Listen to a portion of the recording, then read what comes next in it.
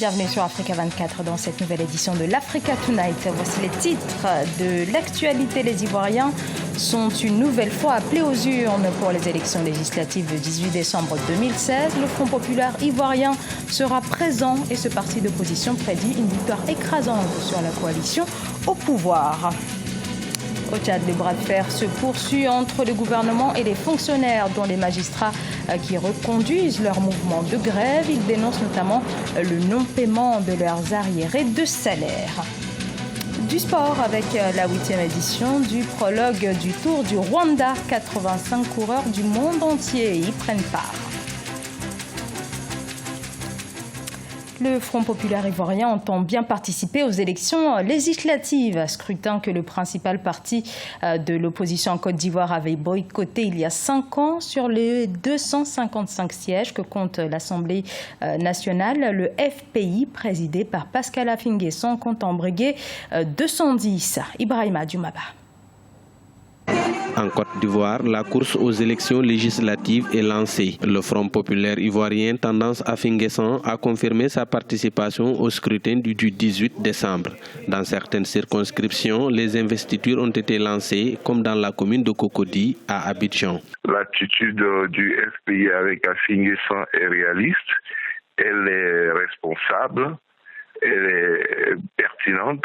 Reste à savoir si le parti aura les moyens de sa politique, si les cadres qui seront choisis seront tenus le discours qu'il faut pour séduire l'électorat et convaincre les plus sceptiques, les plus réticents de ce que l'un des meilleurs moyens de régler la question du FPI, de régler la question du président Laurent Gbagbo, n'est pas de laisser le pouvoir faire ce qu'il veut tout seul, mais aussi de participer au jeu de la légalité, au jeu de la République, en investissant les institutions. Pour ces élections législatives, certains partis de l'opposition ont déjà annoncé leur boycott. C'est le cas notamment de l'autre tendance du FPI dirigée par Aboudrahmane Sangaré. Mais pour certains observateurs, le boycott fragilise les combats politiques de l'opposition. Le boycott ou la politique de la chaise vide n'est pas rentable en matière de politique, sauf à sortir du cadre régulier du fonctionnement des institutions pour entrer dans une logique de révolution, d'insurrection ou de soulèvement qui mettent un régime hors jeu. Si on n'est pas dans un tel schéma, si on n'a pas un tel plan B, que l'on n'a pas envie d'imposer des rapports de force par la rue, par les armes ou toute autre chose, il est important de participer à des élections. Bien entendu, il n'est pas question d'y aller la tête baissée, les yeux fermés. Il faut exiger les meilleures conditions pour que les élections se passent de façon transparente. Les partisans de Pascal Affi-N'Guessan vont briguer 210 sièges sur les 250 que compte l'Assemblée nationale. Pour rappel, ils avaient boycotté le scrutin du référendum sur la réforme de la Constitution le 30 octobre 2016. En 2011 également, le FPI n'avait pas pris part aux élections législatives. Les partis d'opposition qui n'ont pas encore déposé leur liste de candidatures ont jusqu'au 17 novembre 2016 pour le faire, selon le calendrier de la Commission électorale indépendante.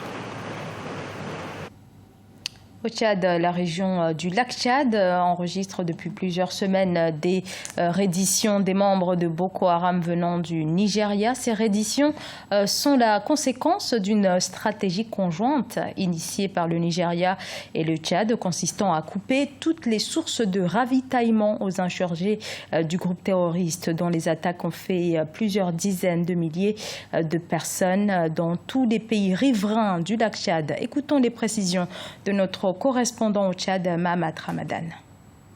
L'autorité tchadienne enregistre ces derniers jours dans la région du lac Tchad des redditions de centaines d'éléments de Boko Haram venant du Nigeria et du Niger. Dans la localité de Bakasoula, l'une des 3 préfectures de la région du lac Tchad, les autorités locales appuyées par les organisations humanitaires continuent d'accueillir les insurgés visiblement affaiblis par la faim. D'après les témoignages aux médias locaux, les éléments de Boko Haram indiquent que les conditions de vie sont devenues insupportables et qu'ils sont obligés de déserter leur position pour lancer SOS aux villageois et à l'armée tchadienne.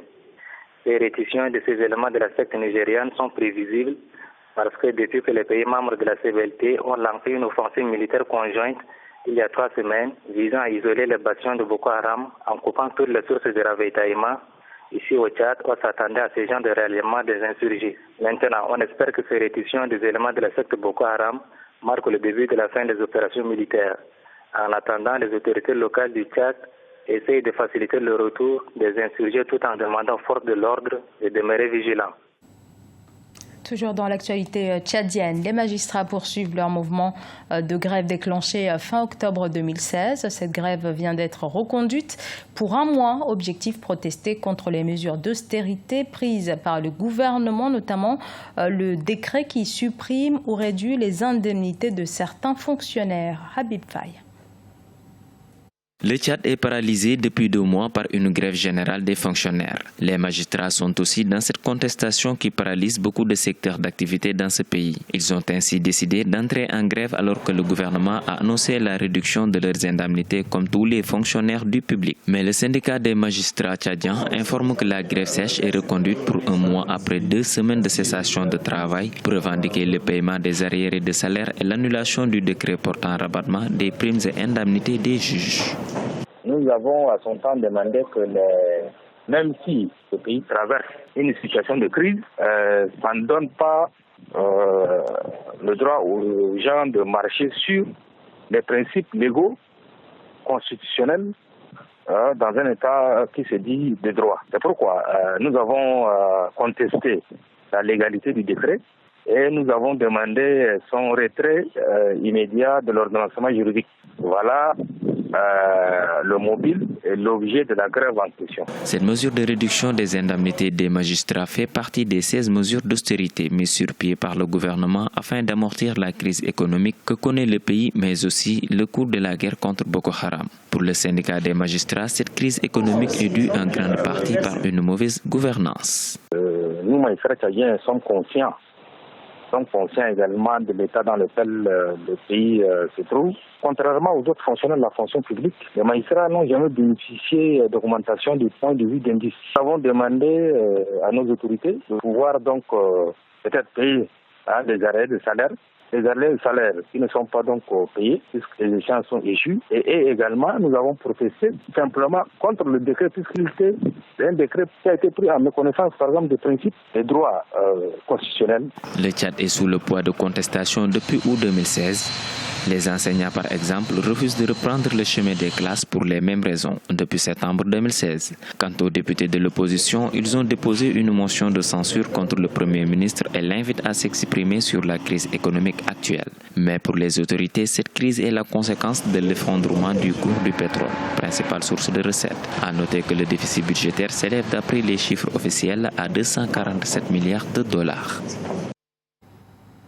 En Éthiopie, 11 000 personnes environ ont été arrêtées depuis l'instauration de l'état d'urgence en octobre 2016. C'est ce qu'annonce le gouvernement. Les arrestations se concentrent dans les régions Oromo et Amara, là où la contestation est la plus forte. Motif invoqué par les autorités, la destruction de nombreux bâtiments publics et des manifestations. Malgré l'état d'urgence, le gouvernement éthiopien fait face à un mouvement de contestation anti-gouvernementale inédit au cours de ces 25 dernières années.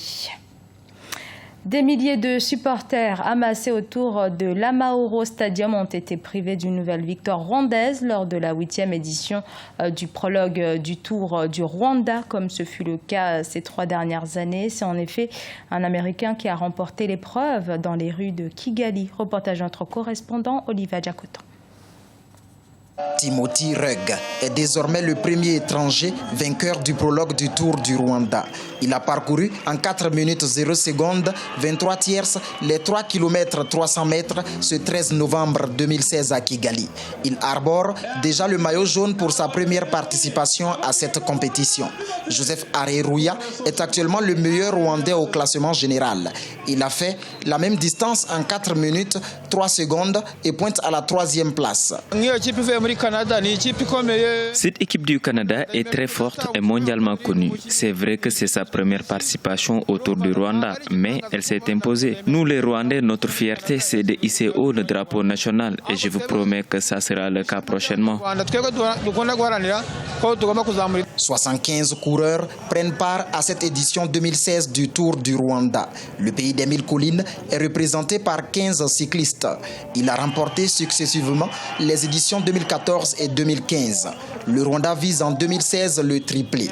Un exercice qui sera difficile selon des acteurs. On veut continuer à gagner et d'autres aussi veulent nous détrôner. Moi, je pense que c'est ça qui fait que le sport est intéressant. La première étape de 96,4 km se déroulera le 14 novembre 2016 entre Kigali et Ngoma à l'est du pays. La plus longue distance, qui est de 140 km 700 mètres, sera courue le 17 novembre 2016 de Rusizi au sud-ouest à Huye au sud du Rwanda. La finale est prévue pour le 20 novembre 2016 à Kigali. Ce journal a été réalisé par l'ensemble de la rédaction. Nous vous remercions pour votre fidélité. Dans un instant, une nouvelle édition de l'actualité sur Africa 24.